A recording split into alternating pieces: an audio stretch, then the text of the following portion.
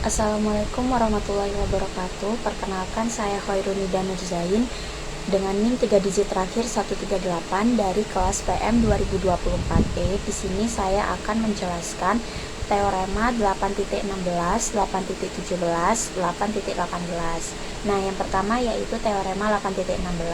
Teorema ini berbunyi jika dua sisi sebuah segi 4 sejajar dan kongruen, maka segi 4 itu disebut jajar panjang.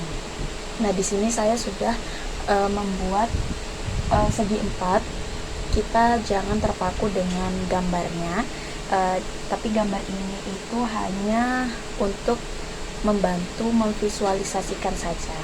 Baik, kita akan menuliskan apa saja yang diketahui dari teoremanya. Diketahui yang pertama yaitu jika dua sisi sebuah segi 4 sejajar dan kongruen. Jadi kita misalkan sisi AB dan sisi CD ini sejajar dan kongruen. Jadi AB ini sejajar dengan CD, kemudian AB ini juga kongruen dengan CD. Yang akan kita buktikan yaitu bahwa A, B, C, D ini adalah jajar genjang. Baik, kita akan lakukan pembuktiannya. Yang pertama yaitu kita akan menarik diagonal AC.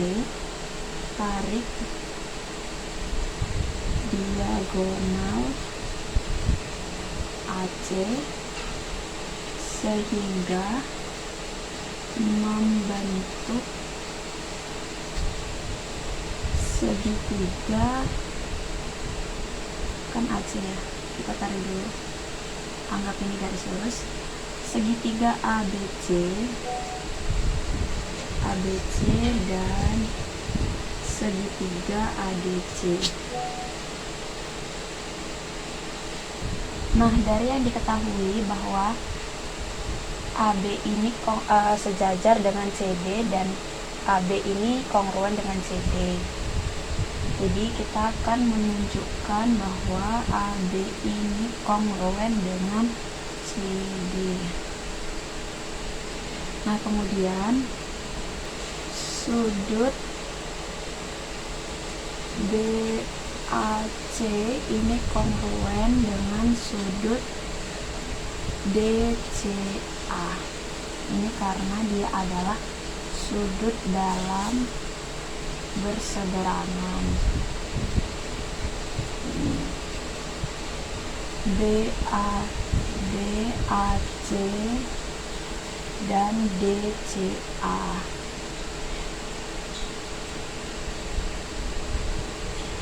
Kemudian AC ini refleksif, ruas garis AC ini refleksif, kongruen dengan dirinya sendiri.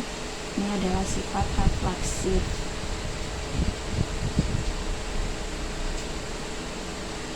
Nah, kita dapatkan segitiga ABC ini kongruen dengan segitiga ADC menggunakan sisi sudut sisi. Akibat dari kekongruenan dua segitiga ini, maka ruas garis AD itu juga kongruen dengan ruas garis BC. Nah, selanjutnya akibat dari kekongruenan dua segitiga tadi, sudut BAC itu juga kongruen dengan sudut DCA. Kongruen. Ya, di sini DAC dan DCA. Karena sudut DAC kongruen dengan sudut DCA, di sini kan menunjukkan bahwa DAC dan DCA ini kan adalah sepasang sudut dalam berseberangan.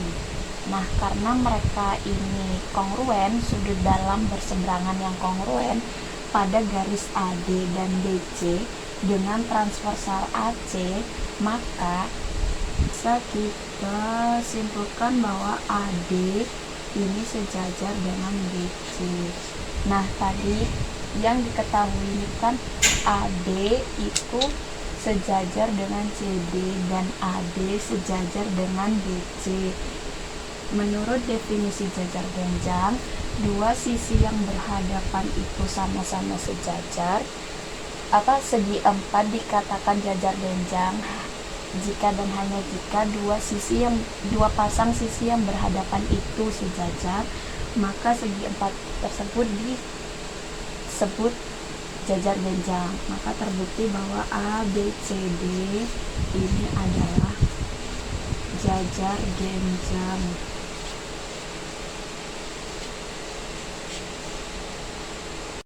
Baik, selanjutnya yaitu teorema 8.17. Teorema ini berbunyi, jika dua diagonal sebuah segi empat membagi dua satu sama lain, maka segi empat itu disebut jajar genjang. Nah, di sini saya sudah buat gambarnya. Kita jangan berpaku dengan gambar. Di sini gambar hanya untuk memvisualisasikan saja. Baik, kita akan menuliskan yang diketahui dari teoremanya. Diketahui jika dua diagonal, berarti di segi empat ini ada dua diagonal, yaitu AC dan BD, ya, AC dan BD. AC BD ini berpotongan di titik, kita misalkan E. ACBD berpotongan di E. Nah, kemudian dua diagonal ini membagi dua satu sama lain. Jadi ini berpotongan di titik E, membagi dua satu sama lain. Jadi ini AE, ruas garis AE ini sama dengan ruas garis EC, kemudian BE ini sama dengan ED, ruas garis ED. Nah, yang akan kita buktikan yaitu ABCD adalah jajar genjang. Segi empat ABCD adalah jajar genjang. Baik, sekarang kita perhatikan di gambarnya. Di sini sudut AEB dan sudut CED ini merupakan sudut bertolak belakang. Jadi AEB ini kongruen dengan CED. Sudut AEB kongruen dengan sudut CED ini karena mereka adalah sudut bertolak belakang.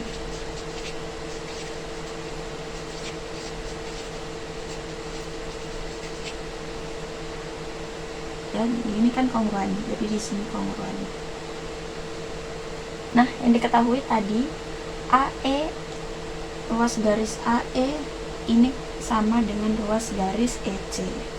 Kemudian ruas garis BE ini sama dengan ruas garis ED. Nah, bisa kita lihat ya, dari sini bisa kita lihat bahwa segitiga AEB, segitiga CED ini kongruen. Segitiga AEB ini kongruen dengan segitiga CED karena sisi sudut sisi.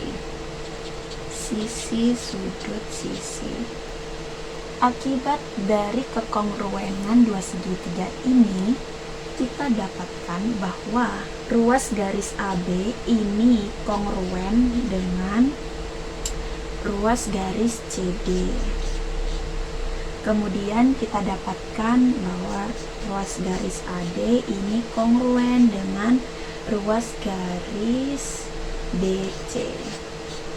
Menurut teorema yang berbunyi jika sebuah segitiga itu dua pasang sisi yang berhadapan itu kongruen, di sini itu sudah dibuktikan bahwa AB itu kongruen dengan CD, kemudian AD ini kongruen dengan BC.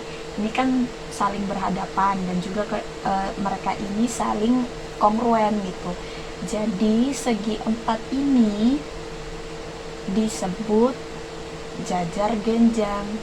Maka sudah dapat kita buktikan bahwa A, B, C, D ini adalah jajar genjang.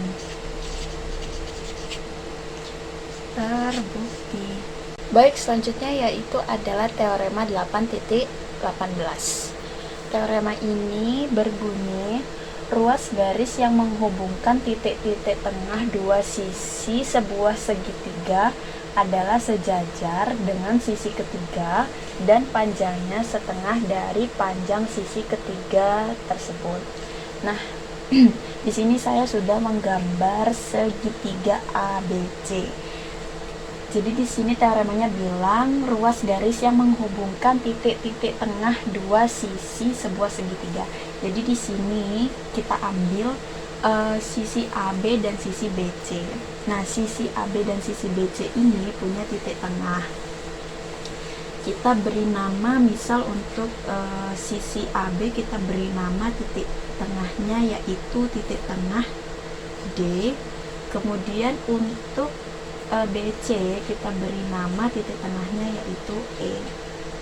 Nah, ada ruas garis yang menghubungkan titik-titik tengah tersebut. Jadi di sini ada ruas garis, anggap ini garis lurus. Kemudian kita akan menuliskan apa saja yang diketahui dan yang akan kita buktikan. Jadi diketahui ya, tadi di sini ada segitiga ABC. Kemudian D ini titik tengah ruas garis AB, dan E ini adalah titik tengah ruas garis BC. Nah, yang akan kita buktikan ini adalah di sini ada dua. Jadi ruas garis yang menghubungkan titik-titik tengah dua sisi segitiga adalah sejajar dengan sisi ketiga. Jadi kita akan membuktikan bahwa ruas garis DE ini itu sejajar dengan sisi ketiga segitiga ini, yaitu sisi AC, ruas garis AC. Jadi yang pertama yaitu adalah DE. Ruas garis DE itu sejajar dengan ruas garis AC. Nah, selanjutnya panjangnya itu setengah dari panjang sisi ketiga tersebut. Jadi panjang DE, panjang ruas garis DE itu sama dengan setengah dari ruas garis AC. Baik, sekarang kita akan mulai membuktikannya. Yang pertama yaitu kita buat F perpanjangan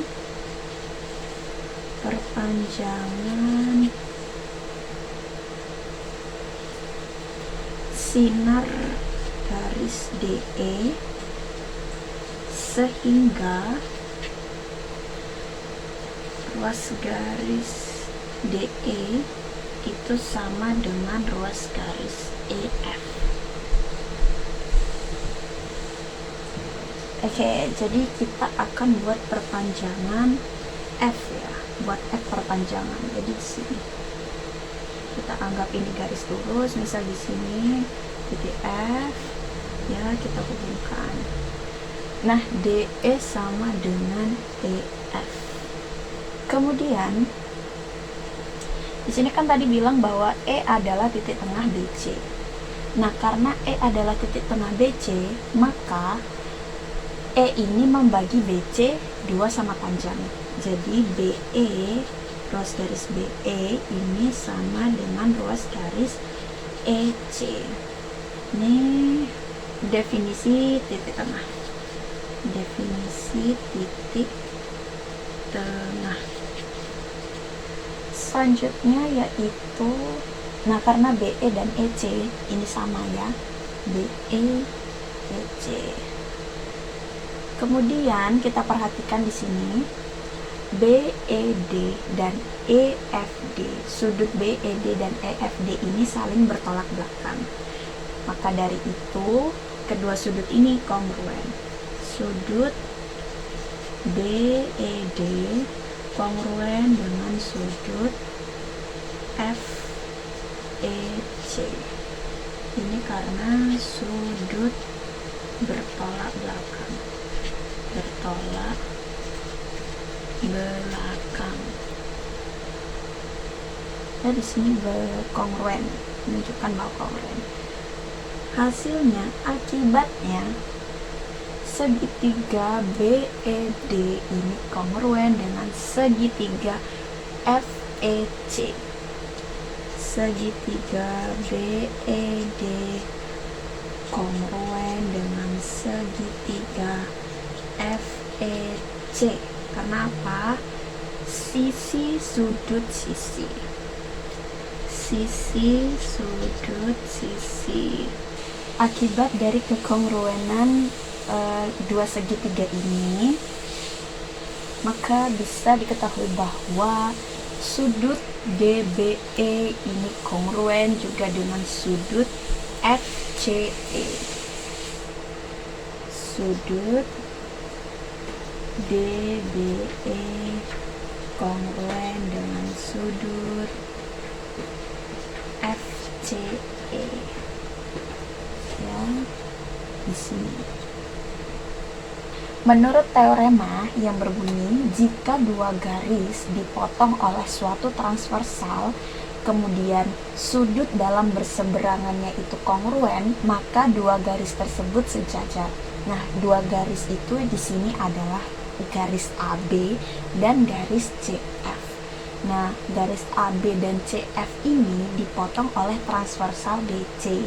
Kemudian sudut dalam berseberangannya itu kongruen, ya. DBE dan FCE ini kan sudut dalamnya mereka, sudut dalam berseberangannya mereka, dan ini mereka kongruen.